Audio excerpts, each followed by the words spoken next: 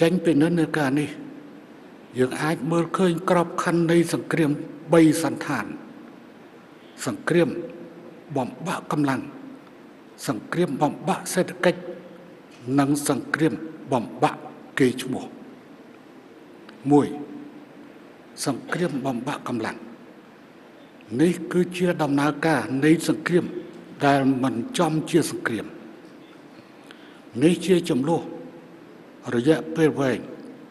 ដែលគ្មានការប្រឈមមុខដាក់គ្នាដោយផ្ទាល់ក្នុងទ្រង់ទ្រាយធំប៉ុន្តែត្រូវបានវាយប្រហារតាមរយៈការប៉ះទង្គិច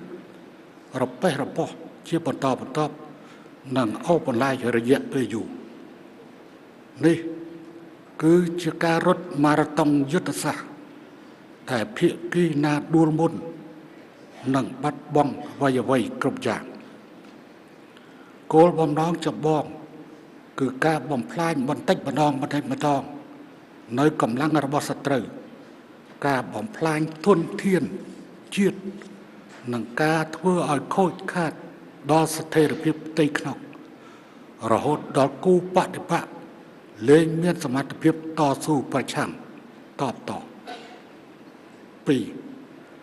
សង្គ្រាមបំបាក់សេដ្ឋកិច្ចនេះរួមបញ្ចូល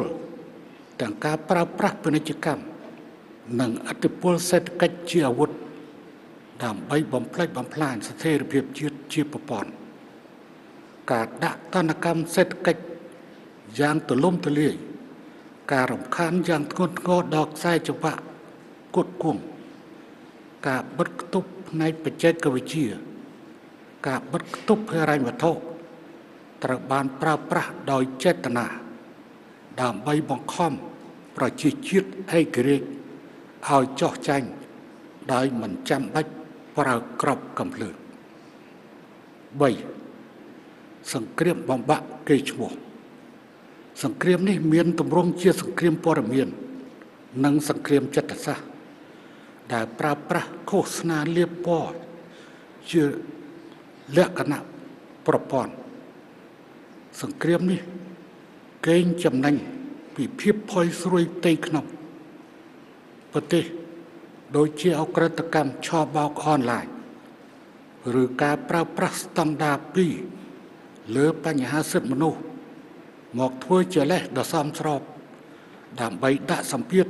ពីខាងក្រៅវាយប្រហារលើស្ថាប័ននយោបាយក្នុងស្រុកនិងធ្វើឲ្យប្រជាជាតិមួយបាត់បង់ធម្មមានរូបនៅលើឆាកអន្តរជាតិ